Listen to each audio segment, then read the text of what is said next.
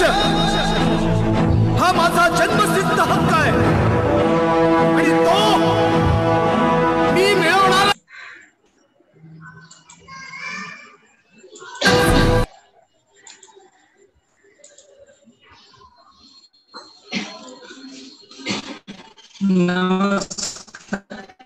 हिंदुस्थान तमाम बंधूंनो, भगिनींनो आणि मातांनो, राज्याभिषेक समारोह संस्थेच्या वतीने मी कौस्तुभ सामंत, मी चिन्मय सोनी आपल्या सर्वांचं मनपूर्वक स्वागत करतो.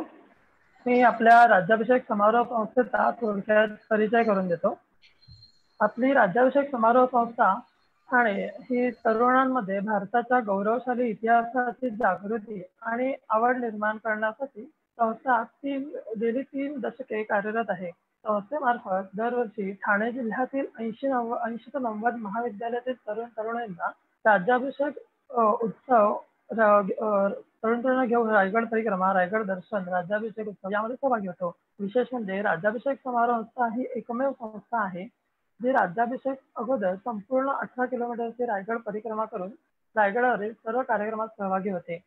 गेली 31 वर्ष हे सलग कार्य सुरू आहे, ज्यात आतापर्यंत 2500हून अधिक तरुणांचा रायगडावरील राज्याभिषेक कार्यक्रमात सहभाग नोंदवला गेला आहे. त्याप्रमाणे हिंदू साम्राज्य दिनाचे औचित्य साधून संस्थेमार्फत ठाण्यातील मासुंदा तलाव येथे असलेल्या छत्रपती शिवाजी महाराजांच्या मूर्तीचे पूजन केले जाते आणि मानवंदना दिली जाते.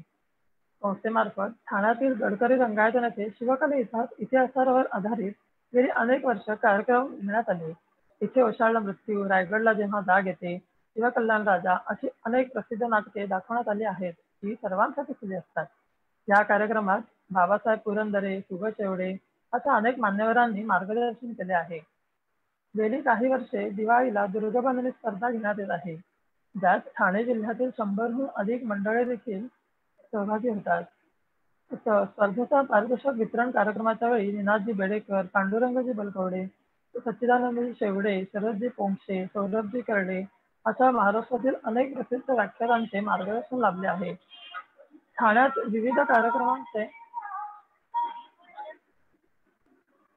कार्यक्रमांचे आयोजन करून त्यात जास्तीत जास्त तरुणांना सहभागी करून घेण्याचा संस्थेचा कायम प्रयत्न असतो.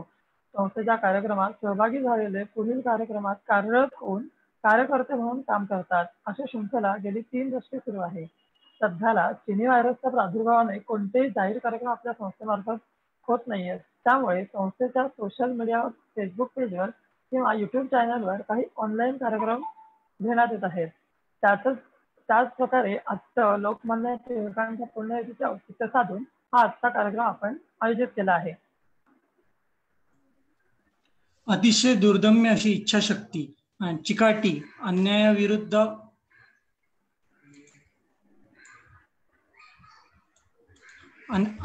पेटून उठण्याची मानसिकता, नसानसात भरलेली देशभक्ती हे गुण ज्यांच्यात होते, असे आपल्या सर्वांचे लाडके बळवंतराव उर्फ म्हणजेच बाळ गंगाधर टिळक, म्हणजेच आपल्या सर्वांचे लोकमान्य टिळक. प्रजाजन त्यांना प्रेमाने व लाडाने टिळक महाराज असेही संबोधतात. ह्याच लोकमान्यांचा जन्म 23 जुलै 1856 रोजी रत्नागिरी जिल्ह्यातील चिखली या गावी झाला. पुढे त्यांनी कायद्याचे शिक्षण पूर्ण केले. स्वराज्याचे ते पहिले कायदेशीर वकीलही होते. लाल, बाल, पाल या त्रिमूर्ती ज्या भारतातील स्वातंत्र्य लढ्यात प्रसिद्ध आहेत, त्यातीलच बाल म्हणजे बाळ गंगाधर टिळक. सार्वजनिक शिवजयंती व सार्वजनिक उत्सवातून सामाजिक एकात्मतेची जाणीव करण्यासाठी शिवजयंती व गणेशोत्सव यांसारखे उत्सव त्यांनी सार्वजनिकरित्या साजरे करायचे सुरू केले. पुढे इंग्रज सरकारने त्यांना शिक्षा केल्यावरती मंडालीच्या तुरुंगात असताना लोकमान्यांनी गीतेवरती भाष्य करणारे गीता रहस्य हा ग्रंथ लिहिला.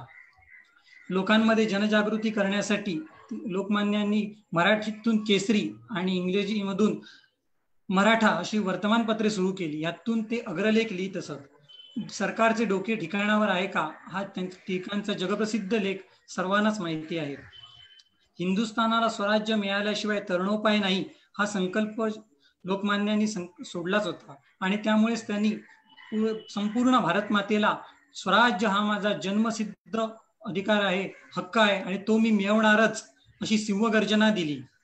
अशाच या हिंदुस्थानातील एका जहाल व्यक्तिमत्वाचे अर्थकारणाविषयीचे ज्ञान व अर्थकारणाविषयीची माहिती आपण जाणून घेण्यासाठी आजचे आपले जे वक्ते लाभले आहेत त्या वक्त्यांचा परिचय थोडक्यात पुढील प्रमाणे. कार्यकारी उपाध्यक्ष NSDL e governance infrastructure NSDL मध्ये 22 वर्षे, मुंबई शेअर बाजारात 8 वर्षे, सेबी मध्ये 2 वर्षे आणि इंडसेक्स मध्ये 2 वर्षे अशी गुंतवणूक क्षेत्रात संबंधित नोकरी. 1 एप्रिल 1992 ते 30 नोव्हेंबर 1993 या काळात सेबीवर प्रतिनियुक्ती. अशा प्रतिनियुक्तीवर जाणारा सर्वात तरुण अधिकारी, पहिला महाराष्ट्र अधिकारी, सर्व भारतीय स्टॉक एक्सचेंज मधून एकमेव अधिकारी.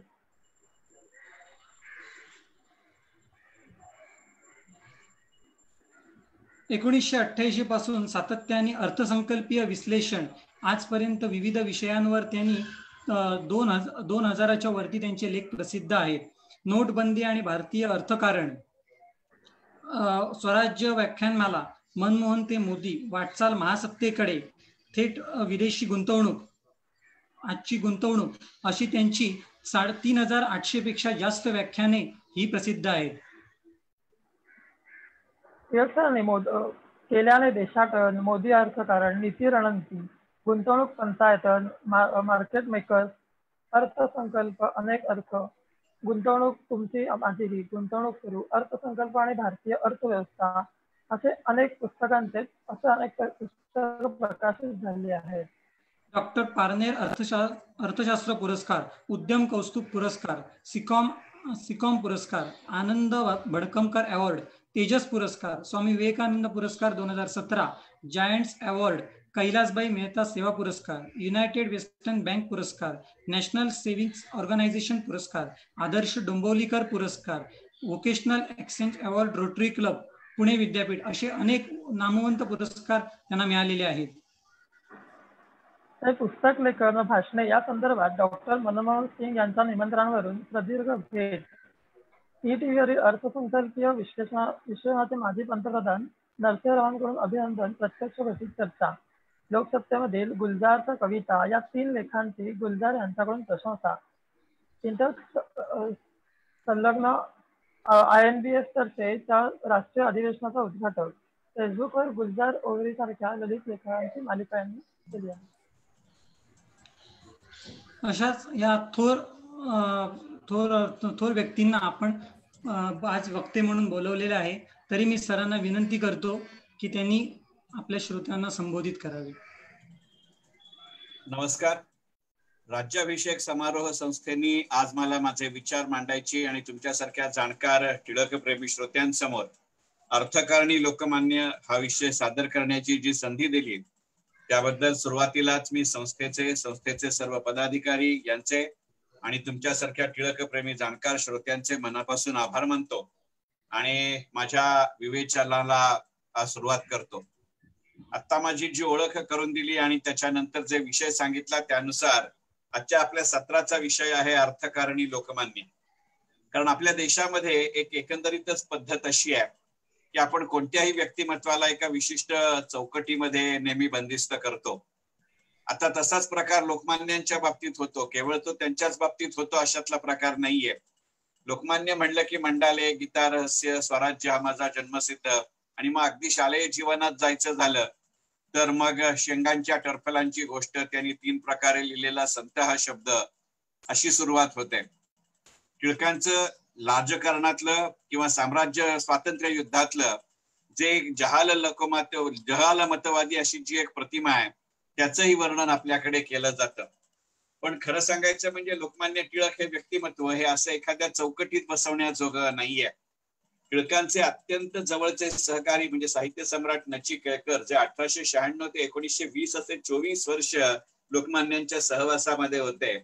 त्यांनी स्वतः सुद्धा लोकमान्यांचं वर्णन करताना असं म्हटलंय की बळवंतरावांना सहजासहजी ओळखणं कठीण आहे. टिळकांचं जे पहिलं चरित्र प्रसिद्ध झालं टिळक भारत या नावाचं शीलकरंदीकरांचं, ते शीलकरंदीकरांनीही टिळकांविषयी म्हणताना असंच म्हटलंय की एकंदरीतच लोकमान्यांच्या व्यक्तिमत्वाचा अंदाज घेणं हे पूर्णपणाने वेगळं आहे, कठीण प्रकरण आहे. स्वातंत्र्यवीर सावरकर टिळकांविषयी असं म्हणत असत की दिवसा पाहिलेले बळवंतराव आणि रात्री भेटलेले टिळक याच्यामध्ये खूप फरक असतो. ही सगळी उदाहरणं द्यायचं कारण असं की इकडे गणितज्ञापासून तिकडे खगोलशास्त्रज्ञापर्यंत आणि एकीकडे जहाल मतवादी असलेल्या माणसापासून शिक्षण तज्ञापर्यंत आणि कायद्यावरती प्रचंड पकड असलेला मनुष्यापासून अर्थकारणापर्यंत असे नानाविध अक्षरशः बहुआयामीच्याही पलीकडची परिस्थिती, अशा पद्धतीचं व्यक्तिमत्व म्हणजे लोकमान्य बाळ गंगाधर टिळक. आपल्या सगळ्यांच्या सोयीसाठी त्यातल्या एकमेव पैलूवरती आज माझा बोलण्याचा विचार आहे आणि तो पैलू असेल लोकमान्य टिळकांचं अर्थकारण किंवा अर्थकारणी लोकमान्य टिळक. हे संपूर्ण सत्र किंवा सेशन अशा पद्धतीने घ्यायचा माझा विचार आहे की लोकमान्यांनी त्या काळात व्यक्त केलेले विचार आणि त्याची आजच्या संदर्भातली उपयुक्तता, अशा पद्धतीने पुढची 35 ते 40 मिनिटं हे सत्र घेण्याचं किंवा सेशन घेण्याचा माझा विचार आहे. लोकमान्यांविषयी बोलत असताना 2-3 गोष्टी प्रामुख्याने आपण लक्षात घेतल्या पाहिजेत की लोकमान्य हे व्यक्तिमत्व असं आहे की पूर्णवेळ राजकारण करणारं भारतीय स्वातंत्र्य लढ्यातलं पहिलं व्यक्तिमत्व लोकमान्य टिळक आहे. 1980-1990च्या काळामध्ये कैलासवासी प्रमोद महाजनांनी असा विचार व्यक्त केला होता की पॉलिटिक्स इज अ प्रोफेशन, पण ती काही खरी सुरुवात नाही. याची सुरुवात स्वातंत्र्यपूर्व काळामध्ये लोकमान्य बाळ गंगाधर टिळकांनी केली. असं जरी आपण म्हणत असलो तरी त्याचबरोबरीने एक गोष्ट आपल्याला लक्षात घेतली पाहिजे की राजकारण हे जरी लोकमान्यांनी पूर्ण वेळ केलं असलं तरी लोकमान्य आपल्या चरितार्थासाठी कधीही राजकारणावरती अवलंबून नव्हते. असं उदाहरण आपल्याकडे स्वातंत्र्योत्तर काळामध्येही नाही, हे गोष्ट आपण लक्षात घेतली पाहिजे. आणि ह्याचाच अर्थ असा की लोकमान्य आपल्या वैयक्तिक जीवनामध्ये स्वतंत्रपणे स्वतःच्या पायावरती उभे होते. लॉ क्लासेस हे त्यांच्या उत्पन्नाचं साधन होतं आणि त्याच्याविषयी बोलताना लोकमान्य नेहमी असं सांगत असत की जोपर्यंत आपण आपला चरितार्थ चालवायचा पैसा आपल्या हौशीतनं निवडत नाही तोपर्यंत आपण आपल्या पायावर उभे असतो आणि जोर आपण आपल्या पायावर उभे नसू तर आपण आपल्या घरातल्या लोकांना सुद्धा ताठमानेनं सामोरं जाऊ शकत नाही. आणि मग जर घरातल्या माणसांसमोर आपण ताठमानेने उभं राहू शकत नसू तर आपण समाजाच्या पर्यंत किंवा समाजाच्या पुढे कशा आशयाने किंवा कशा पद्धतीने ताठमानेने उभं राहू.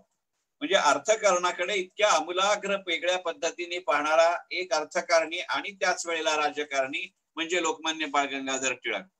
आणि टिळकांच्या अर्थकारणाचा विचार करत असताना जाणवणारी दुसरी गोष्ट म्हणजे लोकमान्य जरूर 23 जुलै 1856 ते 1 ऑगस्ट 1920 ही त्यांची आयुष्य मर्यादा आहे.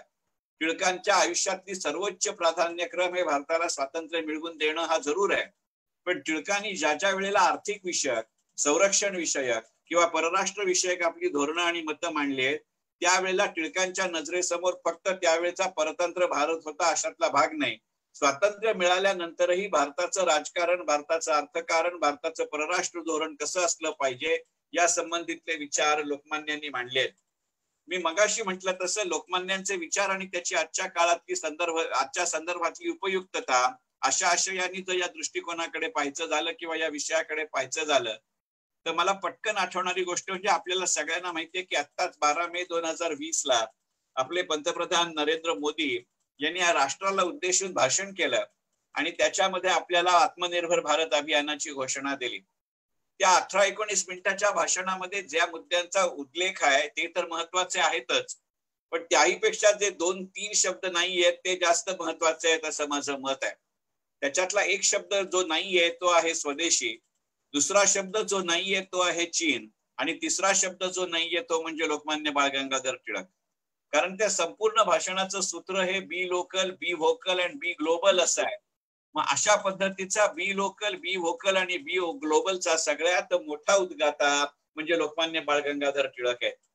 12 मेला पंतप्रधानांनी आत्मनिर्भर भारत अभियानाची अशा प्रकारे घोषणा केल्यानंतर 13 मे ते 17 मे आपल्या देशाच्या अर्थमंत्री माननीय निर्मला सीतारामन आणि केंद्रीय अर्थराज्यमंत्री माननीय अनुराग सिंगजी ठाकूर यांनी दररोज 5 दिवस सलग 1.5 तासांच्या पत्रकार परिषदा घेत या आत्मनिर्भर भारत अभियानाच्या अंतर्गत 20.63 लाख कोटी रुपयांच्या धोरणांची आणि तरतुदींची घोषणा केली. 16 मे 2020 त्यातली एक घोषणा अशी होती की आपल्या डिफेन्स म्हणजे संरक्षण क्षेत्रासाठी जी आत्ताची थेट विदेशी गुंतवणूक किंवा FDI ची मर्यादा 49% आहे ती वाढवून 74% करण्यात येईल. आणि त्याच वेळेला त्यांनी असंही सांगितलं की शक्यतो जास्तीत जास्त प्रमाणात भारतीय फौजांना लागणाऱ्या शस्त्रास्त्रांची निर्मितीही आपल्याच देशात केली जाईल. हे जेव्हा मी पंतप्रधानांचं भाषण आणि या 5 दिवसाच्या पत्रकार परिषदा ऐकत होतो त्यावेळेला मला राहून लोकमान्य टिळकांची आठवण येत होती. कारण अशा पद्धतीचं धोरण किंवा घोषणा आज आपण जाहीर करत असलो तरी याचा सगळ्यात पहिल्यांदा उच्चार लोकमान्य टिळकांनी केलाय आणि तोही 1891 साली झालेल्या नागपूरच्या काँग्रेस अधिवेशनामध्ये केलाय. नागपूरच्या काँग्रेस अधिवेशनामध्ये बोलताना लोकमान्यांनी अशी भूमिका घेतली होती की एकंदरीतच आपल्या भारतीय फौजा, हिंदुस्थानी फौजा त्यावेळेला ब्रिटिशांच्या अंतर्गत आपण होतो, ते ज्या पद्धतीची तोफा, दारुगोळे, बंदुका वापरतील त्या सगळ्यांचं उत्पादन हे आपल्या देशामध्ये झालं पाहिजे. आणि हा आर्थिक विचार कशा अर्थाने आहे आपण लक्षात घेऊया की आज आपण म्हणतोय की 49% 74% विदेशी गुंतवणूक करता येईल. तुमच्यापैकी अनेक जण व्यावसायिक दृष्ट्या आज कार्यरत असाल आणि मी गेली जवळजवळ 32-40 वर्ष निरनिराळ्या मॅनेजमेंट इन्स्टिट्यूटमध्ये, ट्रेनिंग इन्स्टिट्यूटमध्ये आणि पब्लिक स्पीकिंग मध्ये सुद्धा आर्थिक गुंतवणूक आणि धोरणात्मक विषयांवरती लेक्चर्स किंवा सेशन्स घेत असतो. आज माझा अनुभव असा आहे की अनेकदा व्यावसायिकांच्या संघटनेमध्ये बोलत असताना सुद्धा ज्या वेळेला आपण थेट विदेशी गुंतवणुकीचे मुद्दे मांडतो त्यावेळेला थेट विदेशी गुंतवणूक म्हणजे फक्त पैशाची गुंतवणूक नसते, त्याच्यामध्ये टेक्नॉलॉजी सुद्धा येऊ शकते, त्याच्यामध्ये टेक्निकल सपोर्टही येऊ शकतो आणि त्याच्यामध्ये अँसिलियरी सपोर्टही येऊ शकतो. असा विस्तृत विचार आजही लोकांना सांगावा लागतो. पण 1891 साली नागपूरच्या काँग्रेस अधिवेशनामध्ये टिळकांनी घेतलेली स्पष्ट भूमिका अशी आहे की जर संरक्षण उत्पादन पूर्णपणाने भारतात करायचं असेल तर त्यासाठी अत्यावश्यक असलेलं जे भांडवल आहे ते अगदी परकीय भांडवल किंवा विदेशी गुंतवणूक असली तरी चालेल. परकीय भांडवल चालेल, परकीय तंत्रज्ञान चालेल, पण परकीय तंत्रज्ञ आपल्या देशात किती काळ राहतील हे मात्र पहिल्यापासून स्पष्ट असलं पाहिजे. आणि त्या काळामध्ये त्यांनी हिंदुस्थानी कर्मचाऱ्यांना, अधिकाऱ्यांना त्या संबंधातल्या सर्व क्रिया प्रक्रिया ह्या नीट समजावून दिल्या पाहिजेत. आणि अशा काळ आणि असं समजावून देण्याची प्रक्रिया, याच्या संबंधातल्या अटी शर्ती या करार मदारामध्ये आधीच नक्की झाल्या पाहिजेत आणि त्या झाल्यानंतर परकीय गुंतवणूक आणि परकीय तंत्रज्ञान चालेल. हा मुद्दा आज इतका सुरुवातीलाच घेण्याचं कारण असं की 1991 साली आपल्या देशात आर्थिक सुधारणांचा कार्यक्रम सुरू झाल्यापासून जवळजवळ आता 30 वर्ष होऊन गेली. केवळ आपण संरक्षणामध्ये विदेशी गुंतवणूक स्वीकारतोय अशातला भाग नाही. अगदी अलीकडच्या काळामध्ये आपण असं पाहिलं की सारं जग आर्थिक दृष्ट्या आणि वैद्यकीय दृष्ट्या ही करोनाशी झगडत असताना आपल्या देशातल्या रिलायन्स जिओ मध्ये काही आठवड्यांमध्ये 8,000 कोटींची घेऊन जास्त थेट विदेशी गुंतवणूक झाली. असं असूनही अशा पद्धतीची क्लॅरिटी की तंत्रज्ञानाबरोबर भांडवलाबरोबर तंत्रज्ञान येणार का, तंत्रज्ञानाबरोबर तंत्रज्ञ येणार का, आले तर ते किती काळ राहणार आणि हे विदेशी गुंतवणूकदार देशाच्या बाहेर आपल्याला काय काय पद्धतीच्या अँसिलियरी सर्व्हिसेस देतील याच्या स्पष्टता आजही आपल्या सरकारी धोरणामध्ये नाही. पण त्याच्या संबंधातला आर्थिक विचार लोकमान्य टिळक 1891 साली मांडत होते हे जाणीवपूर्वक लक्षात घेतलं पाहिजे. केवळ तो एवढाच विचार करतायत असं नाही, त्यामागची जी लोकमान्यांची भूमिका आहे ती तर आणखीन आज आपण लक्षात घेतली पाहिजे. कारण करोना आणि गलवान सीमारेषेवरचं आक्रमण आणि चिनी लष्कराच्या हालचाली यातनं आपल्या देशाचीच असं नव्हे तर एकंदरीतच जगाच्या अर्थकारणाची आणि राजकारणाची एका वेगळ्या पद्धतीनं पुनर्रचना होताना आपण पाहतोय. फेब्रुवारी-मार्च पासून सुरू झालेल्या या करोनाच्या वादळामुळे अनेकांच्या नोकऱ्यांवरती आणि एकंदरीतच राष्ट्रीय आणि जागतिक अर्थकारणावरती फार मोठ्या प्रमाणावरती सावट आहे. अशा वेळेला कोणकोणत्या पद्धतीने उत्पादनाची आणि उत्पन्नाची वाढ करता येईल याचा प्रश्न साऱ्याच जगाला भेडसावतोय. आणि बरोबर याच भूमिकेतनं त्या काळामध्ये पण वेगळ्या संदर्भामध्ये समस्यांचं स्वरूप तेच आहे, कारण वेगळं आहे. आणि अशा वेळेला 1891 साली टिळक अशी भूमिका मांडतात की अशा पद्धतीची गुंतवणूक करण्यावाचून काहीही गत्यंतर नाही.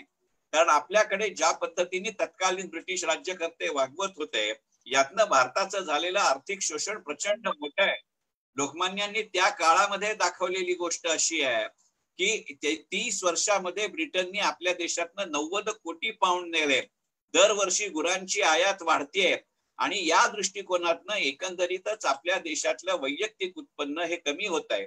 आणि वैयक्तिक उत्पन्न कमी असल्यामुळे साहजिकच बचत आणि गुंतवणूक हा जो उत्पादन वाढीसाठीचा आवश्यक भाग आहे तो होत नाही. आणि मुळात त्या वेळेला आपल्याकडचे जे असलेले राज्यकर्ते होते ते परकीय राज्यकर्ते आहेत आणि ते आपल्या पदरचा पैसा घालून तुमच्या इथे अशा पद्धतीच्या उत्पादन प्रक्रिया सुरू करतील ही प्रक्रिया नाही, ती होण्याची शक्यता नाही. मग अशा वेळेला मी परकीय गुंतवणूक घ्यायला माझा विरोध नाही हा टिळकांनी 1891 सालपासून मांडलेला विचार आहे. कल्पना करा, मगाशी आपण म्हटलं तसं 23 जुलै 1856 ते 1 ऑगस्ट 1920 हा टिळकांचा आयुष्य काळ आहे. त्यातली 7.5 वर्ष टिळक यांना त्या कारणामुळे तुरुंगात होते, कधी राजद्रोहामुळे, कधी मंडालेमध्ये, कधी डोंगरीमध्ये, असा प्रकार. त्यांच्या लहानपणाचा आणि बालपणाचाही काळ काढला तर या माणसाला मुळामध्ये ऍक्टिव्ह पिरियड ज्याला आपण हल्लीच्या काळामध्ये म्हणतो तो किती, आणि हा मनुष्य त्यावेळेला किती दूरदर्शीपणाने विचार करतो हे गणित लक्षात घेऊ. टिळकांचं म्हणणं असं आहे की अशा पद्धतीने जेव्हा परकीय गुंतवणूक आपल्या देशामध्ये येईल तो साहजिकच लवकरात लवकर जास्तीत जास्त प्रमाणावरती उत्पादन करण्याचा प्रयत्न करेल, कारण जितक्या कमी काळामध्ये त्या उत्पादनाचं प्रमाण वाढेल तितक्या लवकर ज्याला आपण हल्लीच्या परिभाषेमध्ये ब्रेक इव्हन म्हणतो तो येईल आणि त्याच्यानंतर त्याच्या उत्पन्नाला सुरुवात होईल. पण जर उत्पादन जास्तीत जास्त प्रमाणामध्ये करायचं असेल तर त्या प्रमाणामध्ये आपल्या इथे रोजगाराच्या संधी निर्माण होतील आणि त्यातनं हिंदुस्थानी नागरिकांना आपल्या उत्पन्नाची साधनं मिळवता येतील.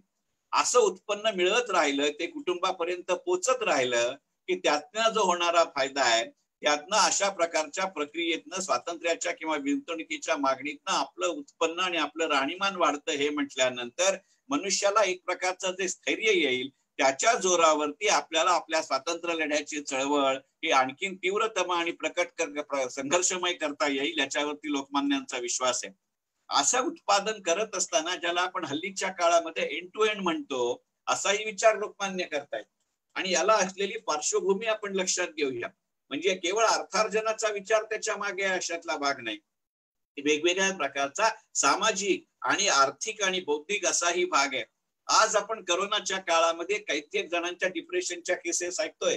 सुशांत सिंग राजपूतचा मला संदर्भ इथे अभिप्रेत नाही, परंतु लोकांना नोकरी राहील की नाही, राहिली तर आपल्याला पगार मिळेल की नाही, पगार मिळाला तर तो पूर्ण मिळेल की नाही, पूर्ण मिळाला तर तो एका टप्प्यात मिळेल की नाही, वर्क फ्रॉम होम आपल्याकडे फार मोठ्या प्रमाणावरती सुरू झाल्यानंतर काय पद्धतीचं जीवन जगावं लागेल, कारण घरामध्ये नवरा बायको दोघंही वर्क फ्रॉम असतील, मुलांचं जर ऑनलाईन शाळा असतील, हा जो विचार आहे यातनं जो एक मानसिक संघर्ष होतोय तो वेगळ्या कारणाने आपल्याला त्या काळामध्ये होता. त्याचं कारण करोना नसेल, पण परकीय राजवटीतनं आपलं दैनंदिन जीवन जगणं ही जर अशक्य होत असेल तर तशा दृष्टिकोनातनं टिळक याचा विचार करतायत हे आपण लक्षात घेऊया. म्हणजे एकंदरीतच अर्थकारण, समाजकारण आणि राजकारण आणि त्याचबरोबर सामाजिक कारणामध्ये सामाजिक मानसिकता याचाही विचार करणारा सगळ्यात मोठा अर्थतज्ञ म्हणजे लोकमान्य बाळ गंगाधर टिळक. आता तुमच्या लक्षात येईल की लोकमान्यांनी केवळ परतंत्र भारताचा विचार करून हे धोरण मांडलेलं नाही. टिळक त्याचा जो विचार मांडतात ते लक्षात घेतलं पाहिजे. टिळक केवळ त्या संरक्षणाशी संबंधित शस्त्रास्त्रांची निर्मिती आपल्या देशामध्ये झाली पाहिजे एवढा विचार मांडून थांबत नाहीत, कारण एवढी त्याच्या मागची जी भूमिका आहे ती आपण लक्षात घेऊया. आपल्याला सगळ्यांना माहितीये की आपल्या देशाचं पहिलं स्वातंत्र्य युद्ध आपण 1857 साली लढलं. त्या युद्धामध्ये आपली हार झाली ही गोष्ट वेगळी, परंतु ती जी संघर्षाची ठिणगी ज्याला आपण ट्रिगर असं म्हणतो तो कशातनं आला हे आपल्याला सगळ्यांना माहिती आहे की तत्कालीन ब्रिटिश राज्यकर्त्यांनी अशा प्रकारची बंदुकीची काडतुसं आपल्या इथे द्यायला सुरुवात केली की त्या काडतुसांना गायीची किंवा डुकराची चरबी लावली आणि ती काडतुसं आपल्याला तोंडाने काढावी लागतील अशा प्रकारची भूमिका किंवा अशा प्रकारची बातमी त्यावेळेला फौजांमध्ये फिरत होती. आता त्याच्यामध्ये हा अशा पद्धतीची जर खरोखरच काडतुसाला गायीची आणि डुकराची चरबी लावलेली असेल तर ती काडतुसं तोंडाने काढायला हिंदू सैनिकांचाही विरोध होता आणि मुसलमान सैनिकांचाही विरोध होता. हिंदू सैनिकांचा विरोध अशासाठी होता की आपण हिंदू संस्कृतीमध्ये गायीला अत्यंत परमपवित्र दैवत मानतो आणि मुसलमान संस्कृतीमध्ये मुसलमान हे डुकराला पूर्णपणाने निषिद्ध प्राणी मानतात. म्हणजे एकाचं परमपवित्र आणि दुसऱ्याचं निषिद्ध या दोन्ही कारणामुळे त्यांची चरबी जी त्या काडतुसांना लावली ती तोंडाला काढायला नकार दिला. ही बातमी खरी का खोटी ही गोष्ट वेगळी, पण लोकमान्य म्हणले जर आपलीच माणसं उत्पादनामध्ये निगडीत असतील तर आपोआप त्याची शहानिशा करणं आणि त्याबद्दलची सत्य परिस्थिती लोकांपर्यंत पोहोचणं हे सहज शक्य होतं. आणि मग जसजशी ही सहज परिस्थिती निर्माण होते किंवा लोकांच्या आकलनामध्ये येते त्या प्रमाणामध्ये लोकांचा त्यातला सहभाग वाढत जातो. याचा जर जास्तीत जास्त प्रमाणामध्ये उपयोग करून घ्यायचा असेल आणि तो आपल्या लोकांना झालेला असला पाहिजे तर तुमच्या लक्षात येईल की अर्थकारणाचा भाग आणि तितकाच राजकारणाचा भाग म्हणून लोकमान्यांनी त्यांच्या संपूर्ण आयुष्यभर सातत्यानं लावून धरलेली मागणी अशी आहे की जास्तीत जास्त प्रमाणावरती भारतीयांनी, त्यांचा शब्द हिंदुस्थानी असा आहे कारण त्यावेळेला आपल्या देशाचं वर्णन तसं जास्त प्रमाणावरती केलं जात होतं, यांनी भारतीय लष्करामध्ये प्रवेश केला पाहिजे. ते जेव्हा काउन्सिलचे सभासद होते त्यावेळेला त्यांनी तत्कालीन ब्रिटिश राज्यकर्त्यांकडे लावून धरलेली मागणी ही आहे की लष्करी अधिकाऱ्यांच्या जागा उघड स्पर्धेनं भारतीयांना मिळाल्या पाहिजेत. त्या लष्करी अधिकाऱ्यांच्या जागा याला कमिशन असं म्हटलं जायचं पूर्वी, आणि म्हणून लोकमान्यांचं वाक्य असं आहे, कमिशने उघड स्पर्धेने भारतीयांना मिळाली पाहिजेत. हा जो कमिशन शब्द आहे तो हल्ली आपण ज्या अर्थाने मराठीत वापरतो त्या अर्थाने लोकमान्यांनी वापरलेला नाही. त्यावेळेला लष्करात भरती होण्याला कमिशन्ड ऑफिसर्स असं म्हटलं जायचं, त्या अर्थाने हे कमिशन आहे. म्हणजे एकीकडे जास्तीत जास्त उत्पादन करण्यामध्ये भारतीय जनता आणि दुसरीकडे त्याचा जास्तीत जास्त उपयोग करण्यामध्ये भारतीय जनता, हे गणित आज आपण लक्षात घेऊ. आज हा विचार किती महत्वाचा आहे हे तुमच्या लक्षात येईल की आज अमेरिका आणि चीन ही दोन राष्ट्र अशी आहेत की त्यांच्या राष्ट्रीय ढोबळ उत्पन्नाचा म्हणजे जीडीपीचा फार मोठा वाटा हा डिफेन्स मधनं येतो. त्यावेळेला आपण परतंत्र्यामध्ये असताना लोकमान्य हा विचार मांडतायत, हे गणित लक्षात घ्या. म्हणजे जर त्यावेळेला किंवा अगदी भारत स्वतंत्र झाल्यानंतरही गेल्या 73 वर्षामध्ये ही जर गणित उत्पादनापासून उपयोगापर्यंतची आपण जर संरक्षणाच्या बाबतीत वापरलो असतो तर आज आपल्या जीडीपीचं स्वरूप आणि प्रमाण किती असतं याचा विचार करू. मला स्वातंत्र्यानंतरच्या कोणत्याही राज्यकर्त्याला याबद्दल दोष द्यायचा आहे असं कृपा करून समजू नका, परंतु हे समजून घेणं अशासाठी महत्वाचं आहे की त्या निमित्तानं एक अत्यंत वेगळं क्षेत्र हे फार महत्वाचं आहे. आणि म्हणून लोकमान्यांनी मांडलेला विचार असा आहे की केवळ स्वतंत्र राष्ट्रालाच संरक्षण महत्वाचं असतं अशातला भाग नाही, तर परतंत्र राष्ट्राला सुद्धा संरक्षण महत्वाचं असतं. हा जो टिळकांचा आर्थिक विचार आहे त्याचं आजही असलेलं रेलेव्हन्स आपण लक्षात घेऊया. केवळ ही संरक्षणाच्या बाबतीतली टिळकांची भूमिका आहे अशातला जरा सुद्धा भाग नाही. लोकमान्य टिळकांनी बरोबर हीच भूमिका ज्या वेळेला त्या काळामध्ये मॉरिशस मधनं साखर आयात करता येईल का अशा पद्धतीचा विचार आपल्या देशामध्ये मांडला जात होता त्याही वेळेला घेतलेली आहे की आमच्याकडे ऊस आहे, आमच्याकडे कामगार आहे, आमच्याकडे साखर कारखाने आहेत, आमच्याकडे साखरेची बाजारपेठ आहे. मग अशा वेळेला मॉरिशस मधनं साखराची आयात का करायची? जर मॉरिशसचं तंत्रज्ञान आमच्यापेक्षा सरस असेल तर मला तंत्रज्ञान चालेल. मॉरिशस मधली माणसं माझ्या देशातल्या साखर उद्योगामध्ये पैशाच्या रूपाने परकीय भांडवल म्हणून गुंतवणूक करणार असेल तर मला चालेल. ते तंत्रज्ञ मला इथे येऊन ते वस्तूचं ते टेक्नॉलॉजी ते ऑपरेशन मेथडॉलॉजी मला शिकवणार असतील तर चालेल. पण जर कामगार माझे, ऊस माझा, शेतजमीन माझी आणि ग्राहक माझा, तर साखरेचं उत्पादन भारतातच झालं पाहिजे आणि ते तंत्रज्ञ वेळच्या वेळी परत गेले पाहिजे. कल्पना करा आजही याचा संदर्भ किती महत्वाचा आहे तर तो त्यावेळेला किती महत्वाचा असेल. अशा पद्धतीचे काळाच्या फार पुढचे विचार मांडणारा अर्थकारणी म्हणजे अर्थकारणी लोकमान्य बाळ गंगाधर टिळक हे आपण लक्षात घेतलं पाहिजे. लोकमान्य टिळकांच्या आयुष्यातल्या आर्थिक विचारांचा जर विचार करायचा झाला तर अजूनही 2 किंवा 3 गोष्टींचा विचार आपल्याला करता येईल आणि ते मुद्दे मांडून मी माझ्या विवेचनाच्या समारोपाकडे जाईन. आपल्यापैकी अनेकांना ह्याची फारशी चर्चा होत नाही. गेल्या काही दिवसांमध्ये आपण लोकमान्य टिळकांविषयी फार प्रचंड प्रमाणावरती माहिती वाचतोय, पण त्यासाठी त्यांचं स्मृतिशताब्दी वर्ष यावं लागलं. मी माझ्या आज दिवसभरातल्या एका सेशन मध्ये असं म्हटलं, ते विनोदानी घ्या की कदाचित स्वर्गामध्ये वरती लोकमान्यांना गेले 2-3 दिवस फार मोठ्या प्रमाणावरती उचकी लागत असेल, ठेच लागत असेल, ठसका लागत असेल, कारण त्यांना किंवा आपल्याला कोणालाच लोकमान्यांचं नाव इतकं सलगपणाने ऐकण्याची सवय नाही. पण त्यातला गमतीचा भाग सोडू, हे जसं आहे ना तसंच टिळकांचा एक अनोळखी पैलू या अर्थकारणाच्या निमित्ताने आपल्यासारख्या श्रोत्यांसमोर, प्रेक्षकांसमोर मांडण्याचा माझा विचार आहे. बॉम्बे स्वदेशी कोऑपरेटिव्ह स्टोअर्स हा तुमच्यापैकी अनेक श्रोत्यांनी ऐकलेली गोष्ट नसेल, पण जे माझ्यासारखे 60च्या उंबरठ्यावरती आहेत तेव्हा आमच्या सगळ्यांना माहितीये की बॉम्बे स्वदेशी कोऑपरेटिव्ह स्टोअर्स ही आपल्या भारतातली एका अर्थाने म्हटलं तर सगळ्यात पहिलं डिपार्टमेंटल स्टोअर आहे असा विचार करायला हरकत नाही. पण ही अलीकडच्या काळातली घटना नाहीये. या कंपनीची नोंदणी 1900 सालची आहे आणि या कंपनीच्या नावामध्ये कोऑपरेटिव्ह हा शब्द असला तरीही जरा सुद्धा सहकारी संस्था नव्हती. पहिल्या दिवसापासून स्टॉक एक्सचेंज वरती, बॉम्बे स्टॉक एक्सचेंज वरती ज्याची नोंदणी म्हणजे लिस्टिंग आहे अशा प्रकारची ही कंपनी होती. मी 1900 मगाशी माझा परिचय करून देताना तुम्हाला सांगितलंय की 1988 ते 1995 अशी 7 वर्ष मी बॉम्बे स्टॉक एक्सचेंज मध्ये होतो. त्यावेळेला बॉम्बे स्टॉक एक्सचेंजच्या लायब्ररीमध्ये, आता दुर्दैवाने ती लायब्ररी त्या प्रमाणामध्ये उपलब्ध नाही, परंतु त्यावेळेच्या लायब्ररीमध्ये मी एक डॉक्युमेंट पाहिलं होतं. आमचे त्यावेळचे अध्यक्ष हेमेंद्र कोठारींनी मला सांगितलं होतं म्हणून, कारण त्यांनी मला एकदा विचारलं होतं की तुझं टिळक हे आडनाव आहे का नाव आहे, कारण तुम्हाला माहिती असेल की उत्तर प्रदेशमध्ये तिलक हे पहिलं नाव असू शकतं. मी म्हटलं नाही, मी टिळक. म्हणजे म्हणले 1 ऑगस्ट वाले का? मी म्हटलं हो. तर तेव्हा त्यांनी मला असं विचारलं होतं की तुला कल्पना आहे की शेअर बाजाराशी निगडीत असा तू पहिला टिळक नाहीयेस. तर मला काही कल्पना नव्हती तेव्हा लोकमान्यांच्या या पैलूची. तर मी म्हणलं हो कदाचित माझ्या आधी कोणी टिळक नावाचा ब्रोकर किंवा सब ब्रोकर असेल. ते म्हणले नाही, लोकमान्य टिळकांचा शेअर बाजाराशी संबंध होता. कारण या बॉम्बे स्वदेशी कोऑपरेटिव्ह स्टोअर्सचे लोकमान्य टिळक जे संस्थापनेचे किंवा स्थापनेचे 7 संचालक असतात त्यातले एक संचालक होते. आणि त्यावेळेला जे ते मी डॉक्युमेंट पाहिलं त्याला आज आपण त्याला प्रॉस्पेक्टस असं म्हणतो. त्या डॉक्युमेंटला त्या काळामध्ये ऑब्जेक्ट क्लॉज असं म्हटलं जायचं किंवा ऑब्जेक्ट मेमोरंडम असं म्हटलं जायचं. आणि लोकमान्यांची जी सही असलेलं हे डॉक्युमेंट आहे त्यातला पहिला क्लॉज किंवा पहिलं कलम असं आहे की त्यावेळेला आपण शेअर्सची ज्याला हल्ली फेस व्हॅल्यू म्हणतो, पूर्वी त्याला दर्शनी किंमत असं म्हटलं जायचं, ती फेस व्हॅल्यू 1000 रुपये असण्याची पद्धत होती. तर त्या ऑब्जेक्ट क्लॉज मधलं पहिलं कॉलम असं आहे की सर्वसामान्य माणसाला शेअर घेता येणं शक्य व्हावं म्हणून त्याची दर्शनी किंमत नेहमीसारखी 1000 रुपये न ठेवता 100 रुपये ठेवण्यात येत आहे. आणि मला त्यावेळेला हेमेंद्र कोठारींनी असं सांगितलं होतं की ही कल्पना पूर्णपणाने लोकमान्य बाळ गंगाधर टिळक यांची आहे. कल्पना करा की साधारणपणे राजकारण्यांशी, साधारणपणे कामगार पुढाऱ्यांशी आपण अशा पद्धतीची अपेक्षा ठेवत नाही.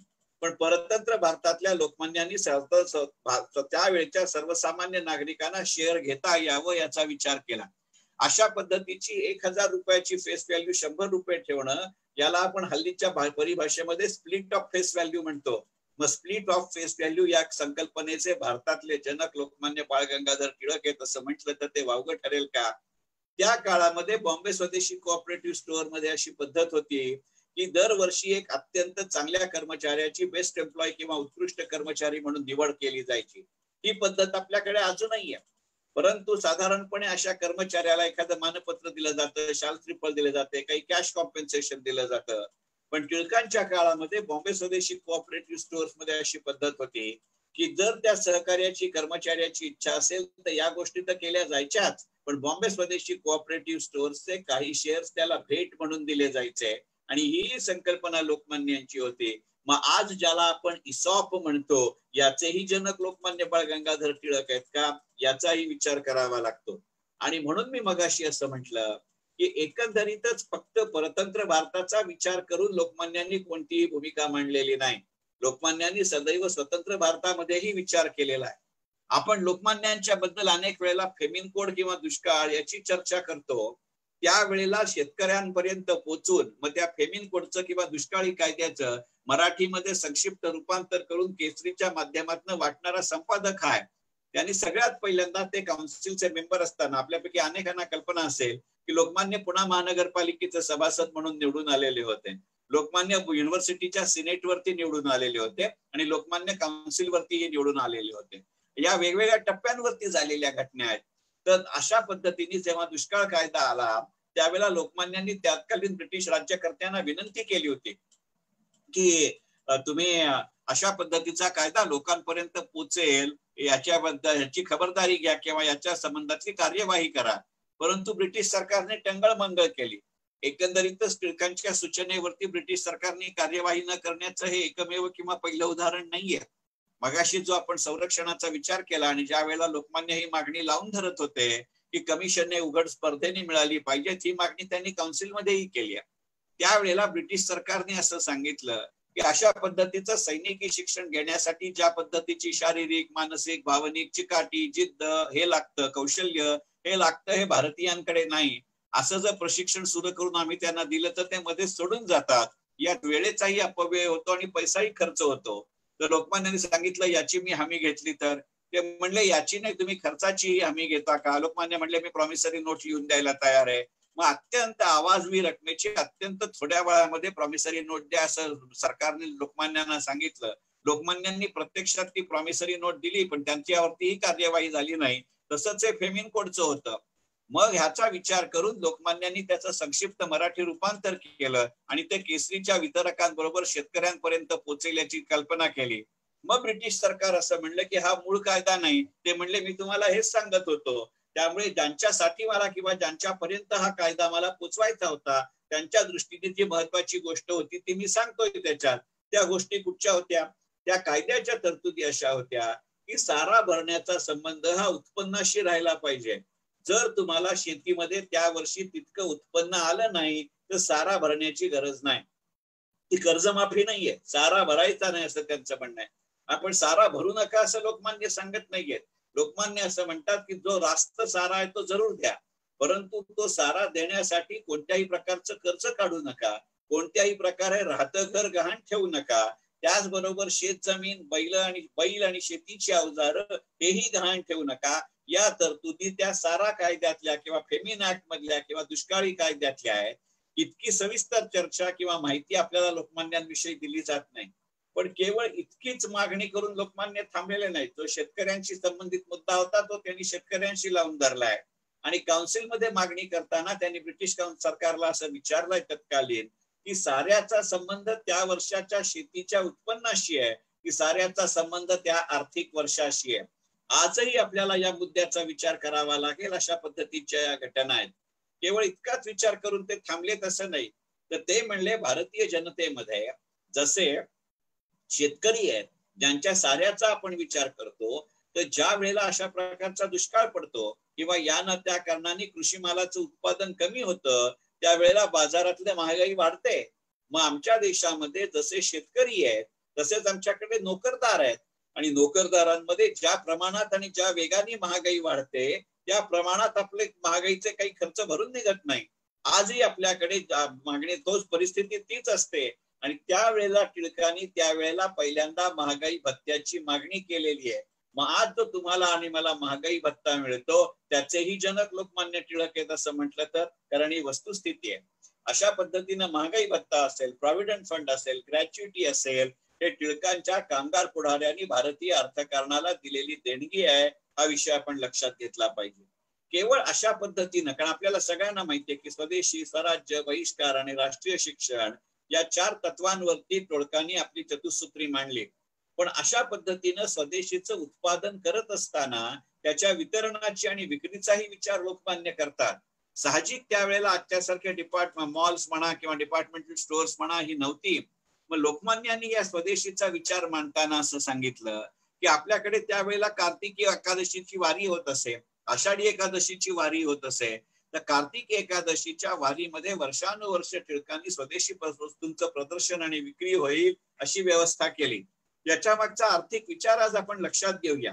आज आपण करोना नंतरच्या काळामध्ये मॉल्स आपल्याकडे बंद आहेत, आता 5 ऑगस्ट पासून सुरू होतील अशी संकल्पना आहे. पण त्याबद्दलची केंद्र सरकारची भूमिका आहे की राज्य सरकारची भूमिका आहे की तिथल्या नगरपालिका आणि महापालिकांची भूमिका आहे की, प्रश्न तो नाहीये. प्रश्न असा आहे की गेले 3.5-4 महिने आपल्याकडचे मॉल बंद आहेत आणि त्यावेळेला आपण मॉलमध्ये दुकानं उघडण्याचं कारण असं असतं की तिथे मॅक्सिमम फुटफॉल असतो.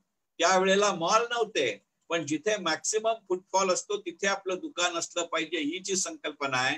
मग टिळकांनी जो प्रिय व्यवहार त्यावेळेला प्रत्यक्षात आणला की माझ्या स्वदेशी मालांचं प्रदर्शन आणि विक्री मी माझ्या कार्तिकी एकादशीला देईन, कार्तिक एकादशीच्या ठिकाणी पंढरपुरात ठेवीन.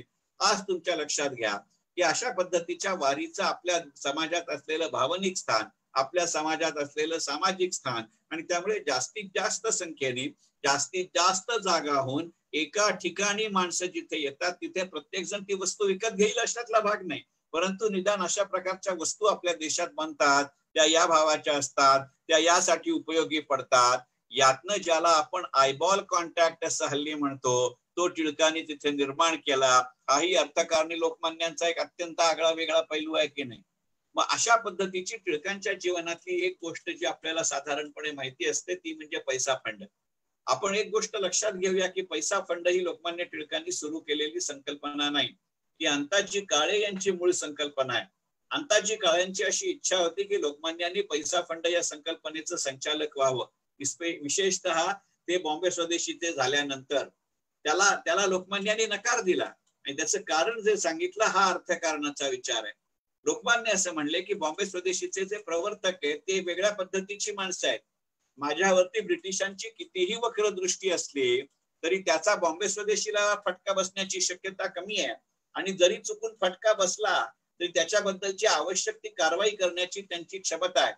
तसा प्रकार पैसा फंड मध्ये नाहीये आणि माझ्यामुळे निष्कारण पैसा फंडच्या प्रवर्तकांना त्रास होता कामा नाही, कारण ती संकल्पना सुरू राहिली पाहिजे आणि म्हणून त्या लोकमान्यांनी पैसा फंडच्या प्रवर्तकांना असं सांगितलं की मी तुमच्या संचालक मंडळावरती येत नाही, परंतु संकल्पना म्हणून मी जास्तीत जास्त प्रमाणावरती याच्या पाठीमागे उभा राहील.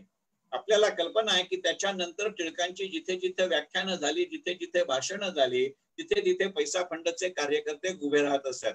प्रत्येक व्यक्तीकडून अक्षरशः पैसा पैसा असा करून त्यांनी तो फंड निर्माण केलाय. मग आज ज्याला आपण व्हेंचर कॅपिटल म्हणतो किंवा आज ज्याला आपण क्राऊड फंडिंग म्हणतो, ही जी संकल्पना पैसा फंड आहे ती आपल्या समाजामध्ये रूढ करण्याचा प्रयत्न आणि पहिला अर्थकारणी किंवा राजकारणी लोकमान्य टिळक आहेत असं म्हटलं तर ते प्रमाणावरती वावगं ठरेल अशातला भाग नाही. केवळ इतकीच पैसा फंडाबद्दलची टिळकांची भूमिका अशातला भाग नाही. टिळकांनी पैसा फंडच्या योजनांना अशा पद्धतीचा तर पाठिंबा दिलाच, पण दुसरं त्यांनी असं सांगितलं पैसा फंडला की तुमचे जे निरनिराळे प्रकल्प आहेत त्याच्याबद्दलच्या सविस्तर बातम्या आणि हिशोब तुम्ही मला वेळोवेळी देत जा. आणि टिळकांनी ते केसरीतनं प्रकाशित केलंय. म्हणजे आज ज्याला आपण पिरियॉडिक डिस्क्लोजर असं म्हणतो, मग ते 3 महिन्यांनी असेल, 6 महिन्यांनी असेल, 9 महिन्यांनी असेल, 12 महिन्यांनी असेल. अगदी आपण आता अलीकडच्या काळामध्ये पाहतोय की आपल्या कंपन्या क्वार्टरली डिस्क्लोजर्स देत आहेत. पैसा फंडला त्यावेळेला कायद्याची काही तशी आवश्यकता नव्हती, पण त्या निमित्ताने अशी संकल्पना आपल्या देशात रूढ होतीये ही माहिती लोकांपर्यंत जात होती. त्याच्या माध्यमातून कोणकोणते प्रकल्प सुरू आहेत ही माहिती लोकांपर्यंत आणि उद्योजकांपर्यंत जात होती. म्हणजे ज्यांना आपला नवीन उद्योग सुरू करायचा आहे त्यांच्यासाठी पैसा फंड ही संकल्पना आणि पैसा फंडासाठी नवीन वर्गणीदार आणि नवीन उद्योजक हे अशा डिस्क्लोजर मधनं निर्माण झाले. आणि हे काम टिळकांसारखा एक राजकारणी करतो हे आपण लक्षात घेतलं पाहिजे. मग टिळकांच्यातला अर्थकारणी अशाही उदाहरणातनं दिसत असतो. टिळकांमधला जो अर्थकारणी आणखीन एका महत्वाच्या आणि मोठ्या प्रकरणामध्ये दिसतो, त्याचं अत्यंत उत्कृष्ट उदाहरण म्हणजे दारूबंदी. लोकमान्य हे त्यांच्या वैयक्तिक आणि सामाजिक या दोन्ही पद्धतीच्या आयुष्यामध्ये दारूबंदीचे कट्टर पुरस्कर्ते होते. कारण उत्पन्नाचा काही भाग अत्यंत अनावश्यकपणाने दारूवरती खर्च होतो आणि त्यातनं फार मोठ्या प्रमाणावरती कुटुंबाची परवड होते हे टिळक पाहत होते. आणि टिळकांच्यातल्या समाजकारण्याला हे जरा सुद्धा मान्य नव्हतं. पण म्हणून केवळ त्यांनी त्याच्यावरती अग्रलेख लिहिलेत अशातला भाग नाही. आपल्या कचेरीत बसून अग्रलेख लिहिला की आपलं काम संपलं अशा पद्धतीचा तो पत्रकारही नाही आणि समाजकारणीही नाही. दारूच्या दुकानाबाहेर त्या दारूबंदी व्हावी म्हणून जे पिकेटिंग केलं जायचं, त्याचं निदर्शनं केली जायची, त्याच्यात टिळक स्वतः जातीने उभे राहायचे. या निमित्ताने त्या दारू विक्रेत्याला आणि त्या कामगारांना जो संकेत जायचा तो तर जायचाच, पण इतकं करून टिळक थांबलेले नाहीत. हे ज्यांच्यामुळे होत नाही त्या ब्रिटिश सरकारला ते काउन्सिलमध्ये प्रश्न विचारत असत. आणि दारूबंदीच्या संबंधातला लोकमान्यांनी विचारलेला प्रश्न असा आहे, त्या काळामध्ये 1920 साली टिळक गेले आहेत, आपल्याला स्वातंत्र्य 1947 साली मिळालं आहे, हे लक्षात घ्या. त्यावेळेला टिळकांनी काउन्सिलमध्ये विचारलेला प्रश्न असा आहे की एकंदरीतच मराठा राज्याचा जेवढा महसूल नव्हता त्याच्यापेक्षा जास्त रक्कम ब्रिटिश सरकार केवळ अबकारी करातनं मिळवते आणि त्यातला सगळ्यात जास्त वाटा हा दारूतनं येतो, म्हणून ब्रिटिश सरकार दारूबंदी करत नाही का? आज आपल्याकडे करोना नंतरच्या काळामध्ये अनेक राज्यांमध्ये जेव्हा लॉकडाऊन हळूहळू पद्धतीने आपण उठवत गेलो तेव्हा सगळ्यात पहिली जर आपण कोणती दुकानं सुरू केली असतील तर ती दारूची दुकानं केली आहेत. कारण त्यातनं सरकारला महसूल मिळतो. केवळ आपल्याच राज्यात झालं अशातला भाग नाही. म्हणजे आजही लोकमान्यांचा तो पैलू महत्वाचा आहे की नाही? आजही जीएसटी मध्ये दारू, पेट्रोल, डिझेल यांचा समावेश नाही. म्हणजे करापोटी सरकार दारूबंदी करत नाही किंवा दारूवरती कारवाई करत नाही. हा जो अर्थकारणी लोकमान्यांनी त्यावेळेला मांडलेला मुद्दा आहे तो आजही किती सुसंगत आहे याचा विचार करू. एकंदरीतच टिळकांचं कोणताही अर्थविचार हा फार मोठ्या प्रमाणावरती कालसुसंगत आहे हे लक्षात घेतलं पाहिजे. मगाशी आपण उल्लेख केला की स्वदेशी, स्वराज्य, राष्ट्रीय शिक्षण आणि बहिष्कार ही टिळकांची चतुसूत्री आहे. अगदी माझ्या विवेचनाच्या सुरुवातीला मी स्वदेशी उत्पादन आणि स्वदेशी विक्री यांचेही मुद्दे मांडले आणि मगाशी मी पंतप्रधानांच्या भाषणाचा उल्लेख केला की बी local, be vocal, B global. याचा अर्थ दुसरं काय आहे? टिळक ज्या कालसुसंगत स्वदेशीचा उल्लेख करत होते एक्झॅक्टली तेच शब्द कालसुसंगत स्वदेशी हा शब्द न वापरता जे टिळकांची मूळ कल्पना आहे आणि म्हणून कदाचित त्यांनी लोकमान्य टिळक यांचाही नाव निशिवार उल्लेख त्यांच्या भाषणामध्ये केला नाही. नंतरच्या मन की बात मध्ये ओसटचा उल्लेख आला, परंतु त्याचं जर वर्णन करायचं गेलं तर जो हौसे गाया व बुनसे नाही या अशातला प्रकार होता. परंतु मला आता त्या विषयात जायचं नाही. अर्थकारणाच्या दृष्टीने टिळकांनी पारतंत्र्याच्या काळामध्ये मांडलेली गोष्ट लक्षात घ्या की टिळकांनी जरूर स्वदेशीची संकल्पना मांडली आहे, पण टिळकांच्या स्वदेशीची संकल्पना ही हटवादी संकल्पना नाहीये. जे माझ्या इथे निर्माण होत नाही ते जरूर मी परदेशातनं मागवेन. आपण जे कमर्शियल लॉ मध्ये म्हणतो ऍज इज व्हेअर इज, माझ्याकडे जे उत्पादन होतं त्या प्रतीचा मी माल स्वीकारीन, असं टिळक म्हणलेले नाही. आणि तो मालाचा दर्जा आणि मालाचं सातत्य आणि मालाचं प्रमाण सुधारावं म्हणून लोकमान्य म्हणले की वेळ पडली तर परदेशी भांडवल चालेल, वेळ पडलं तर परदेशी तंत्रज्ञान चालेल, पण बाकीच्या सगळ्या गोष्टी माझ्या ही काल सुसंगत स्वदेशी आहे. आज जेव्हा आपण बी local, be vocal, B global म्हणतो तेव्हा आपण एक्झॅक्टली हेच म्हणतोय, हे लक्षात घ्या. मग आज ज्याची आपण अंमलबजावणी करतोय त्याचे उद्गाते लोकमान्य बाळ गंगाधर टिळक हे लक्षात घेतलं पाहिजे. आणि म्हणून मी म्हटलं की टिळकांची स्वदेशी ही हटवादी नाहीये. अगदी एका विशिष्ट टप्प्यावरती केसरी हे मगाशी त्यांच्या दैनिकाचा नियतकालिकाचा उल्लेख झाला प्रास्ताविकामध्ये, त्या केसरीची यंत्रसामुग्री आणि त्याला लागणारा कागद हा सुद्धा आयात होत होता. पण मग असा जर आयात करण्याचा वेळ आली तर ती कुठनं करावी याचाही अर्थविचार टिळक त्या काळामध्ये मांडतायत, हे लक्षात घ्या. आणि अशा पद्धतीने जर विचार केला तर टिळकांनी त्यावेळेला असं म्हणलं की जर एखादी वस्तू माझ्या देशामध्ये, कारण काही वेळेला आयात केवळ ती माझ्याकडे आहे म्हणूनच नाहीये म्हणून करतो अशातला भाग नाही. तुमच्यापैकी अनेक जण कॉमर्सचे स्टुडंट असतील. आपल्याला कॉमर्सला FY BCom ला कमर्शियल जॉग्राफी हा पेपर असतो आणि कमर्शियल जॉग्राफी मध्ये आपल्याला थिअरी ऑफ टेरिटोरियल ऍडव्हान्टेज किंवा थिअरी ऑफ कमर्शियल ऍडव्हान्टेज शिकवलं जातं. तो असा असतो की जर ती वस्तू किंवा सेवा माझ्या देशामध्ये मी उत्पादन करायचं ठरवलं तर मला जो खर्च येईल त्याच्यापेक्षा कमी खर्चामध्ये पण बाकीच्या कुठच्याही तत्वावरती कॉम्प्रोमाइज न करता, तडजोड न करता जर ती वस्तू मला मिळत असेल तर त्याला आपण थिअरी ऑफ कमर्शियल ऍडव्हान्टेज म्हणतो. लोकमान्य टिळक ही संकल्पना त्यावेळेला मांडतायत. मग आज जेव्हा आपले पंतप्रधान बी local, be vocal, B global म्हणतात त्याचा हा पाया आहे, हे लक्षात घेतलं पाहिजे. आणि म्हणून मी म्हणलं की पंतप्रधानांच्या भाषणामध्ये आणि अर्थमंत्र्यांच्या पत्रकार परिषदेमध्ये लोकमान्यांचा नाव निश्चितवार उल्लेख हवा होता. प्रश्न तो नाहीये. लोकमान्य असं म्हणले की जर ती वस्तू या ना त्या कारणामुळे मला वरती आयात करण्याची वेळ आली तर मी सगळ्यात पहिलं प्राधान्य आशियाई देशांना देईन. ते आशियाई देशामधनं जर मला निर्माण झालं नाही, मिळाली नाही ती वस्तू, तर मी रशिया किंवा जपानकडनं घेईन. आशियाई देश, रशिया आणि जपान यांच्याकडनं ती माझी मागणी किंवा गरज पूर्ण झाली नाही तर मी नाईलाजाने युरोपमध्ये जाईन. लक्षात घ्या की 23 जुलै 1856 ते 1 ऑगस्ट 1920 हा टिळकांचा काळ आहे. त्या काळामध्ये आजच्या इतकं आयाती निर्यातीचं मोठं जागतिक केंद्र अमेरिका बनली नव्हती. त्या दृष्टीने प्रवास आणि प्रयत्न सुरू झाले होते, परंतु ह्याच्या खरी चालना 1914 ते 1918 या पहिल्या महायुद्धानंतर झाली. म्हणजे 1920 ला जेव्हा टिळकांचं निधन झालं त्यावेळेला अमेरिका आजच्या स्टेटसला गेलेली नव्हती, म्हणून युरोप, कारण त्यावेळेला युरोप हे सगळ्यात मोठं केंद्र होतं. पण लोकमान्य असं म्हणले की जर माझी आयातीची गरज आशियाई देश किंवा रशिया किंवा जपान मधनं पूर्ण होऊ शकत नसेल तर जर मी युरोपमध्ये गेलो तर मी जर्मन किंवा फ्रान्स कडनं वस्तू घेईन पण ब्रिटन कडनं घेणार नाही. म्हणजे ब्रिटन, कारण त्याचं कारण असं की ब्रिटिश हे माझे त्यावेळेचे परकीय राज्य करतायत आणि त्यांना माझ्या कल्याणाची पडलेली नाही. आजकालच्या संकल्पनामध्ये जर विचार केला तर त्या ब्रिटनच्या जागी चीन ठेवा. आज करोना आणि गलवान नंतर ज्या पद्धतीचा विचार होतोय त्याची पायाभरणी होते की नाही. आपल्या आत्ताचे पंतप्रधान नरेंद्र मोदी यांनी 26 मे 2014 सगळ्यात पहिल्यांदा पंतप्रधान म्हणून शपथ घेतली आणि त्याच्यानंतर त्यांचा जो पहिला जाहीर कार्यक्रम होता तो इस्रोच्या श्रीहरिकोटामध्ये होता की ज्या वेळेला 2014 साली आपण श्रीहरिकोटातनं एका दिवशी एका वेळेला 18 सॅटेलाइट लॉन्च केले होते. तो त्यावेळेचा नॅशनल रेकॉर्ड होता. त्यावेळेला वैज्ञानिकांचं कौतुक करताना आपले पंतप्रधान असं म्हणाले होते की ही जी टेक्नॉलॉजी आहे ही आपण सार्क देशांना कमर्शियल बेसिसवरती देऊ शकू का. टिळक ज्याचा उल्लेख आशियाई देश असं करतात त्याचं अलीकडचं नामानिधान सार्क हे देश आहे. आज ज्या पद्धत, कारण त्यावेळेला ब्रिटनच्या विरुद्ध जायचं म्हणून रशिया आणि जपान, त्यावेळेला ब्रिटनच्या विरुद्ध जायचं म्हणून फ्रान्स आणि जर्मनी. मग आज तोच पवित्रा जेव्हा आपण चीन बद्दल घेतोय आणि करोना आणि गलवान नंतरच्या काळामध्ये काही देश चीनच्या बाजूने उभे आहेत, काही देश आपल्या बाजूने उभे आहेत. मग अशा वेळेला आंतरराष्ट्रीय अर्थकारण आणि आंतरराष्ट्रीय राजकारणाचे सांगड घालणारा पहिला अर्थविचारी का राजनीतिज्ञ म्हणजे लोकमान्य बाळ गंगाधर टिळक इतके नाही. कारण टिळकांची मूळ संकल्पनाच आर्थिक विचारामधली अशी आहे की आर्थिक उन्नतीशिवाय राजकीय स्वातंत्र्याला अर्थ नाही.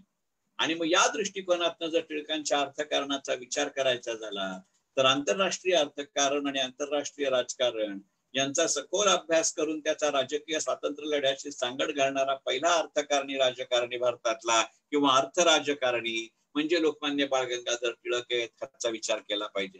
केवळ अशा पद्धतीची काल सुसंगत स्वदेशी किंवा दारूबंदी किंवा पैसा फंड किंवा बॉम्बे स्वदेशी कोऑपरेटिव्ह स्टोअर किंवा संरक्षण किंवा साखर एवढंच लोकमान्यांचं कर्तृत्व आहे अशातला भाग नाही. तर लोकमान्यांचा आर्थिक विचार करताना जो लोकमान्यांनी विचार मांडलाय तोही मला फार महत्वाचा वाटतो. लोकमान्य असं म्हणले की राजकीय गुलामगिरी आणि हे आर्थिक परावलंबित्वाचं मूळ कारण आहे.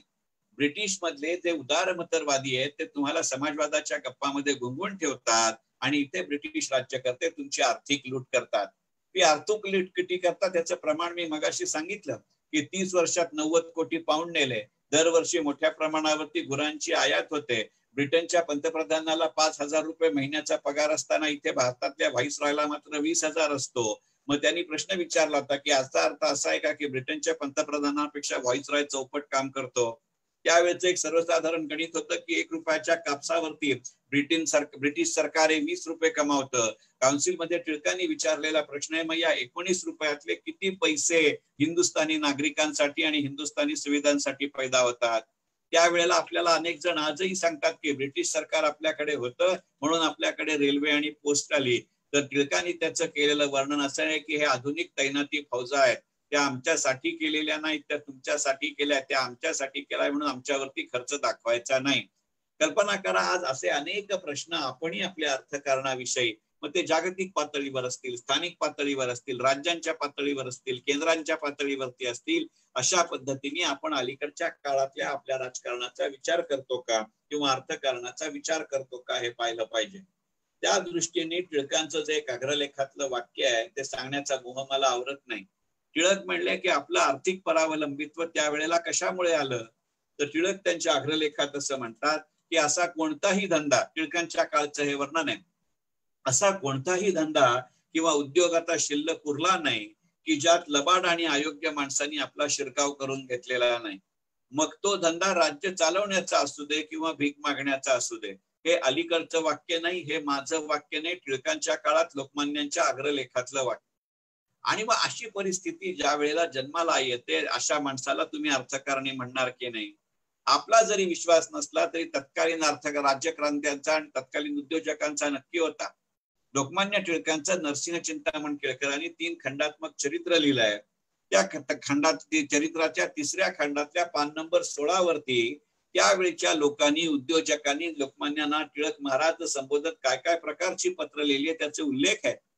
त्याच्यामध्ये एक पत्र आहे 7 मे 1917 वाराणसीच्या राजाराम भट्ट ललेंनी दिलेलं आणि त्यावेळेला त्यांनी टिळकांना असं कळवलंय की त्यांच्या घरी गेली 35-40 वर्ष पिढीजात चालत आलेला कलाबूत बनवण्याचा धंदा आहे. ते केवळ कलाबूत बनवतात असं नाही, तर कलाबूत बनवण्यासाठी जी यंत्र लागतात तीही बनवतात म्हणजे स्वदेशी. परंतु ब्रिटनच्या धोरणामुळे की ज्याला आपण हल्ली डम्पिंग म्हणतो त्यावेळेला स्वस्त आयात म्हटलं गेलं, ती असल्यामुळे माझा धंदा बुडीस आलाय. मग याचा विचार करून ही मागणी धसाला लावणाऱ्याला आपण अर्थकारणी म्हणतो की नाही, म्हणणार की नाही. त्याच खंडामध्ये एक दुसरं जसं हे राजाराम भट्ट लल्यांचं उदाहरण दिलंय तसं वसईच्या घर मराठ्यांचं पत्र आहे की ते जर लले हे कलाबूत बनवत असतील तर हे मेणाच्या वस्तू बनवतात. आजही आपण घरामध्ये डेकोरेटिव्ह पीसेस म्हणून जे मोठाल्या मेणबत्त्या ठेवतो किंवा स्टॅच्यू ठेवतो, कदाचित हा फ्रेंच आणि पोर्तुगालचा प्रभाव आहे वसई विरारवरचा, पण त्या काळीही त्या वस्तू बनत होत्या, पण ब्रिटन लोकांनी ती होऊ दिलेली नाही. मग अशा माणसाचे प्रश्न धसास लावणाऱ्याला आपण अर्थकारणी लोकमान्य टिळक म्हणणार की नाही. आता माझ्या समारोपाच्या मुद्द्याकडे जातो, कारण एकंदरीतच वेळेचं बंधन सगळ्यांनीच पाळलं पाहिजे. Time is the essence of contract हा तर शेअर बाजाराचा नियम आहे ज्या क्षेत्रातनं मी येतो. आणि मुळातच लोकमान्यांनी घालून दिलेला नियम असा आहे की कोणतंही सत्र हे साधारणपणे तास सव्वा तासापेक्षा जास्त चालता कामा नये. निदान लोकमान्य टिळकांच्या स्मृतिशताब्दी वर्षात त्यांना आदरांजली वाहताना केलेलं सत्र तरी त्या वेळेत संपवलं पाहिजे. आणि म्हणून माझ्या समारोपाच्या मुद्द्याकडे वळतो. लोकमान्य टिळकांचं एक आगळं वेगळं वैशिष्ट्य आहे. माझं जे काही मर्यादित वाचन आहे त्याच्यामध्ये लोकमान्य टिळक सोडून हा प्रश्न ब्रिटन सरकारला कोणीही विचारलेला नाही. लोकमान्य टिळकांनी ब्रिटिश सरकारला विचारलेला प्रश्न असा आहे की ब्रिटिश सरकारने ईस्ट इंडिया कंपनी का ताब्यात घेतली. आपण सगळ्याजण ईस्ट इंडिया कंपनीचा इतिहास आपल्या शाळेच्या आयुष्यात शिकतो आणि आपल्याला अनेकांना माहिती आहे की त्याच्या पुढचं जरा थोडं जाऊन वाचन केलं तर ज्या वेळेला ईस्ट इंडिया कंपनीने ब्रिटनमध्ये आणि भारतामध्ये आपला कारभार सुरू केला त्यावेळेला तत्कालीन राणी सरकार त्याच्या काही फार बाबतीत उत्साही होतं अशातला भाग नाही. पण पहिल्या 1-2 वर्षामध्ये ज्या पद्धतीने या लोकांनी ते उत्पन्न मिळवलं आणि त्यावेळेच्या राणी सरकारला गिफ्ट दिल्या, उत्पन्न मिळवून दाखवलं, त्यानंतर जे राणी सरकार सुरुवातीला फारसं उत्साही नव्हतं, त्या राणी सरकारची किंवा तत्कालीन ब्रिटिश राज्यकर्त्यांची नंतरची जी दुसऱ्या टोकाची भूमिका होती ती अशी होती की वेळ आली तर हिंदुस्थान मधलं आपलं राज्य गेलं तरी चालेल, परंतु आपला व्यापार मात्र राहायला पाहिजे. आता हा प्रश्न या पार्श्वभूमीवरती लोकमान्य टिळक विचारतात की तुम्ही ईस्ट इंडिया कंपनी ताब्यात का घेतली? जर तुम्ही राज्यकर्ते आहात तर तुमचा व्यापाराशी संबंध काय? मग व्यापारी आहात तर तुमचा राज्यकर्त्यांशी संबंध काय? हा प्रश्न आज एका वेगळ्या संदर्भामध्ये आपल्याला अर्थकारणाचा विचार करताना मांडावा लागतो. आणि म्हणून मी सुरुवातीलाच म्हटलं की केवळ परतंत्र भारताचा विचार करून नव्हे तर स्वतंत्र भारताचा विचार करून लोकमान्य टिळकांनी आपले आर्थिक विचार मांडले हे लक्षात घेतलं पाहिजे. आपला देश स्वतंत्र झाला त्यावेळेला विमान कंपन्या खाजगी क्षेत्रात होत्या, इन्शुरन्स कंपन्या खाजगी क्षेत्रामध्ये होत्या, बँका खाजगी क्षेत्रामध्ये होत्या. नंतरच्या काळामध्ये आपण त्यांचं राष्ट्रीयकरण केलं आणि 1990 नंतरच्या काळामध्ये जेव्हा आपण आर्थिक सुधारणा आपल्या देशामध्ये राबवायला सुरुवात केली त्यावेळेला टप्प्याटप्प्याने पुन्हा यांचं खाजगीकरण केलं. मग आता जेव्हा अशा खाजगी बँका अडचणीत येतात त्यावेळेला पुन्हा एकदा आपण सरकारी बँकांना सांगतो की त्या चालवायला घ्याल का. आता आपण येस बँकेच्या बाबतीत ते केलं, तेच आपण ग्लोबल ट्रस्ट बँकेच्या ओरिएंटल बँक ऑफ कॉमर्स मध्ये करताना केलं, तेच आपण युनायटेड वेस्टर्न बँक IDBI मध्ये मर्ज करताना केलं. मग अशा वेळेला जो टिळकांचा प्रश्न आहे तो आत्ताच्याही काळामध्ये रेलेव्हंट किंवा संदर्भ राखून नसलेला आहे असं जर आपण मनामध्ये आलं तर त्याचाच अर्थ असा आहे की ज्या टिळकांवरती किंवा लोकमान्यांवरती आपण एका विशिष्ट चौकटीमध्ये राहण्याची सक्ती करतोय त्या माणसाचे आर्थिक विचार किती मूलगामी होते हा विचार केला पाहिजे. तोच प्रकार टिळकांनी मांडलेल्या राष्ट्रीय शिक्षणाच्या संकल्पनेबद्दल आहे. अलीकडच्या काळामध्ये 2-4 दिवसापूर्वीच आपण नवीन शैक्षणिक धोरणाची घोषणा केली. त्याची अंमलबजावणी साहजिकच वेगळ्या पद्धतीने होणार आहे, परंतु वेळेच्या मर्यादेमध्ये मी त्याचा उल्लेख इथे टाळत नाही, इथे उल्लेख करत नाही, मी तो संक्षेपाने घेतो. माझी एकच विनंती राहील की हे जर तुमचं माझं विवेचन तुमच्या पसंतीस आलं असेल तर एकंदरीतच लोकमान्य टिळकांचे माझ्या स्वतःच्या युट्यूब चॅनलवरती चंद्रशेखर टिळक या नावाचं चॅनल आहे, मी 15 एप्रिल पासून सुरू केलंय. आज मी तिला जवळजवळ त्याला 1600 सबस्क्रायबर्स आहेत आणि 15 एप्रिल ते 1 ऑगस्ट या काळामध्ये त्याच्यावरती जवळजवळ 50 व्हिडिओ लोड केले आहेत. व्हिडिओ मिळून जवळजवळ 22,000हून जास्त व्ह्यूज आहेत. आता तुम्हाला युट्यूबनेही त्याचे व्ह्यू आवर्स पाहून त्याच्यावरती आता कमर्शियल्स द्यायला सुरुवात केली आहे. त्या व्हिडिओवरती 23 मे ते 27 मे अशी मी लोकमान्य टिळकांवरची दररोज तास 1.25 तास अशी 5 दिवसाची व्याख्यानमाला केली आहे आणि त्याच्यामध्ये अर्थकारणी लोकमान्य टिळक आणि इतर अनेक पैलूंची माहिती आहे. तसेच साहजिक वेगवेगळ्या विषयांवरचे, मग ते चिनी आक्रमणावरती आहेत, करोनावरती आहेत, शेअर बाजारावरती आहेत, इतर अनेक आर्थिक पैलूंबरोबर दर आठवड्याला काही एका पुस्तकाचा मी स्मरण विस्मरण म्हणून उल्लेख करतो. तिथेही अनेक पुस्तकांची चर्चा आहे. जर तुम्हाला माझं आजचं विवेचन योग्य वाटलं असेल तर जरूर माझ्या चॅनलचं सबस्क्राईब करण्याचा विचार करा. तिथल्या व्हिडिओवरती तुमचे प्रतिक्रिया अभिप्राय जरूर द्या. त्यामुळे असे वेगवेगळे विषय आपल्या समोर मांडायला मला मनापासून आवडेल. आज समारोपाकडे जाताना मी इतकंच म्हणेन की लोकमान्य टिळकांच्या शताब्दी वर्षाचा आज सांगत आहे. अशा वेळेला आपल्या वतीनं आणि आपल्या सगळ्यांच्या वतीनं आणि माझ्या वतीनं मी लोकमान्यांच्या पवित्र आणि कीर्तिशील स्मृतीला अभिवादन करतो.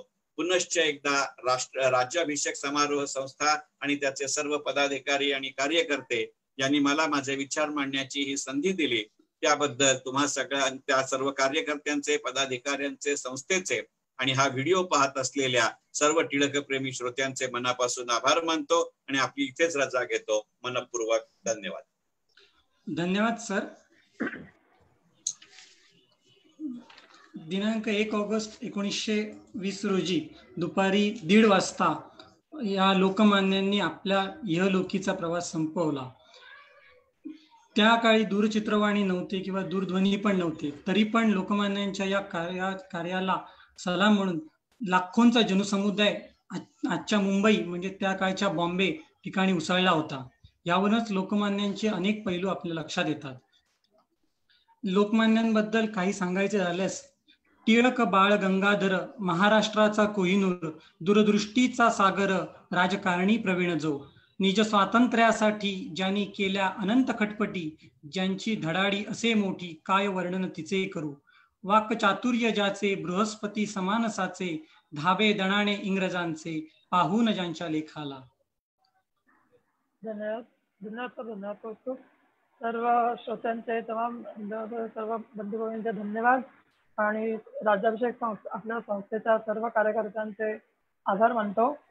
आणि आपला हा कार्यक्रम संपला असे जाहीर करतो. पण त्याआधी असे कार्यक्रम पाहण्यासाठी आपले फेसबुक पेज लाईक करा, युट्यूब चॅनल सबस्क्राईब करा आणि असं आपण भेटू व्याख्यानमध्ये. आजचं सत्र संपलंय पण उद्या पुन्हा भेटू संध्याकाळी 7 वाजता.